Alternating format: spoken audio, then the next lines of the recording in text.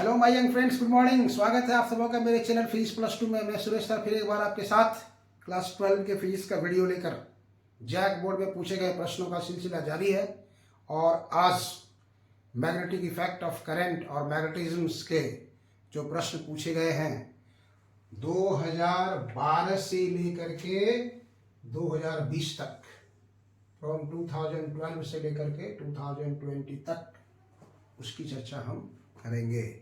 इसमें से इसके मतलब मैग्नेटिक इफेक्ट ऑफ करंट से लेकर के ये मेरा तीसरा वीडियो है। पहला वीडियो था जो 2023 में कितने प्रश्न आए थे, दूसरा वीडियो था 2022 में कितने प्रश्न आए थे, और थर्ड वन है 2012 से लेकर के 2020 तक। 3 पार्ट में हमने बांटा है। ये सेट 3 है। अगर आप पिछला वाला नहीं देख पाए होंगे, अगर आपको समय नहीं मिला होगा तो जरूर देख लेंगे। ये आपके मोमेंटम को बढ़ाने का एक आसान सा तरीका हमने ढूंढा है। बच्चे पढ़ते हैं, क्वेश्चन समझ में नहीं आता है किस यूनिट से है, किस चैप्टर से है, तो एक बार अगर आप देख लेंगे ना तो आपका मोमेंटम बहुत ये बढ़ा हुआ नजर आएगा और आपको लगेगा कि अरे ये तो बहुत इजी है, बहुत आसान है। और तब आप ऐसे व्यक्ति को मुंह तोड़ जवाब दे सकते हैं जो आपके हार की प्रतीक्षा कर रहे हैं। First class 90+% in physics.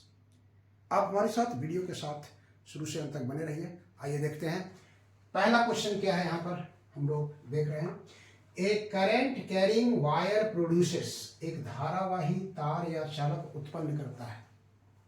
आपको क्लास में बताया गया होगा कि एक स्टेशनरी चार्ज, एक charge at rest produces only magnetic field, A charge at rest produces only electric field. एक स्थिर आवेश केवल विद्युत क्षेत्र उत्पन्न करता है। ए मूविंग चार्ज, एक गतिशील आवेश, both electric and magnetic field. और a wire current carrying wire produces only magnetic field, सिर्फ चुंबकीय क्षेत्र उत्पन्न करता है। इसलिए इसको आप ऑप्शन बी जो है आप उसमें इसको सेलेक्ट कर सकते हैं। ऑप्शन बी केवल चुंबकीय क्षेत्र उत्पन्न करता है। क्वेश्चन नंबर सेकंड आइए देखिए, according to BSL Biot Savart law, magnetic field at a point due to current element depends on the distance r from the current element। BSL के अनुसार एक धारा अवयव से r दूरी पर चुंबकीय क्षेत्र निर्भर करता है। किस पर निर्भर करता है? तो BSL बायट-सेवार्ट लॉ याद कीजिए। dB = μ0/4π IDL sin θ by r²। BSL क्या था आपको याद होना चाहिए। BSL क्या था? B = dB = μ0/4π IDL sin θ by r², मतलब inversely proportional to r²। Inversely proportional to r²। यहाँ 4 ऑप्शन है, आप देखिए यहाँ पर डायरेक्टली प्रोपोर्शनल टू r है, इनवर्सली प्रोपोर्शनल टू r है, डायरेक्टली प्रोपोर्शनल टू r² है और इनवर्सली प्रोपोर्शनल टू r² है। इसलिए option D is correct. Question number 3 आइए, Lorentz force is given by. Lorentz force दिया जाता है, 4 ऑप्शन दिया जाता है। यहाँ पर दिया गया है, आपको बताना है लॉरेंज फोर्स किसके द्वारा जाता है। The net force acting on A charge when it is in the combined effect of electric field and magnetic field. जब कोई आवेश विद्युत क्षेत्र और चुंबकीय क्षेत्र के संयुक्त प्रभाव में रहता है तो उस पर कितना बल फोर्स काम करेगा, that is called Lorentz force. तो इलेक्ट्रिक फील्ड में जो काम करता है, लॉरेंज फोर्स का इलेक्ट्रिक फील्ड में जो काम करता है FE आप लिख सकते हैं इसको, और मैग्नेटिक फील्ड में जो काम कर रहा है उसको FM लिख सकते हैं। इसको आप जानते हैं QE होता है और इसको जानते हैं आप V×B होता है। V×B होता है ये मैग्नेटिक फील्ड का। इसलिए यहां से आप Q कॉमन अगर ले लेते हैं then this is equal to E+B×B। E+B×B, this is net force, Lorentz force यही है आपका। F = QE+B×B। ऑप्शन ढूंढिए कहां पर है ये। ऑप्शन जितना आपको दिया हुआ है उसमें QE+B, QE+B.B, QE+B×B और QE+B×B। इसलिए ऑप्शन डी जो है यहाँ पर आपका बिल्कुल सही चॉइस रहेगा, ऑप्शन डी। क्वेश्चन नंबर 4 आइए देखिए, if the number of turns in a moving coil galvanometer is increased then its sensitivity increases decreases remain same, may increase और बी डिक्रीज। यदि चल कुंडली धारामापी में फेरों की संख्या बढ़ा दी जाए तो इसकी सुग्राहिता बढ़ती है, घटती है, समान रहती है, बढ़ या घट सकती है। तो सेंसिटिविटी दो प्रकार का होता है वहां पर, voltage sensitivity, current sensitivity. Voltage sensitivity और करंट सेंसिटिविटी दोनों में फॉर्मूला में जो आता है, सेंसिटिविटी का जो फॉर्मूला आप लेंगे उसमें सेंसिटिविटी का जो फॉर्मूला लेंगे वो आपको आएगा ऊपर में NAB/K। के जो होता है कांस्टेंट आता है इसका। तो ये जो फेरों की संख्या मतलब सेंसिटिविटी आप कह सकते हैं इसको कि सुग्राहिता जो है, सुग्राहिता is directly proportional to number of turns, फेरों की संख्या के समानुपाती होता है। इसलिए अगर n बढ़ रहा है तो ये भी बढ़ेगा। Option A is correct, option A जो है वो बिल्कुल सही है। चलिए आगे बढ़ते हैं। नेक्स्ट क्वेश्चन नंबर 5 कहता है a proton enters a uniform magnetic field of 5 tesla with velocity 4 into 10 to the power 8 meter per second at right angles to the field. The magnetic force acting on the proton is, 4 option दिया हुआ है, यहाँ पे proton का charge दिया हुआ है। एक प्रोटॉन 5 टेस्ला के समरूप चुंबकीय क्षेत्र में 4 into 10 to the power 8 metre पर सेकंड के वेग से 90 डिग्री कोण पर प्रवेश करता है तो प्रोटॉन पर क्रियाशील बल होगा। 4 ऑप्शन दिया हुआ है, चार्ज ऑफ प्रोटॉन दिया हुआ है। तो आप फॉर्मूला रिकॉल कीजिए, उसका फॉर्मूला रिकॉल कीजिए, क्या होता है उसका फॉर्मूला। मैग्नेटिक फील्ड में जब कोई चार्ज इंटर करता है तो फॉर्मूला होता है उसका F equal to Q V B, F equal to Q V B sine theta.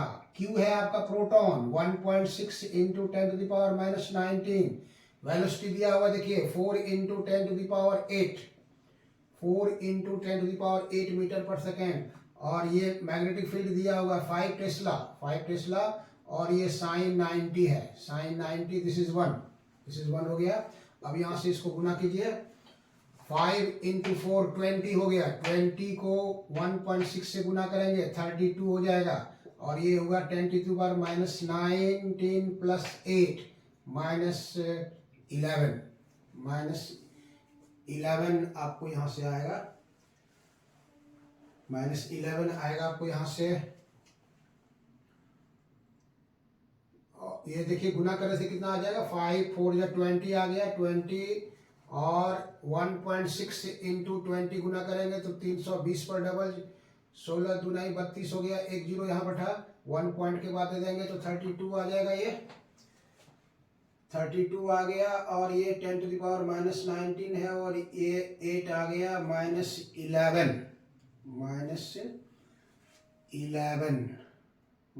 11 का मतलब हो गया आपको कितना, तो ये ऑप्शन जो है 3.2 into 10 to the power minus 11, 16 5 4 20, Q आ गया, क्यू भी यहाँ पर है, क्यू हो गया 1.6 into 10 to the power minus 19 coulomb, भी हो गया आपका कितना, भी आ गया आपको यहाँ से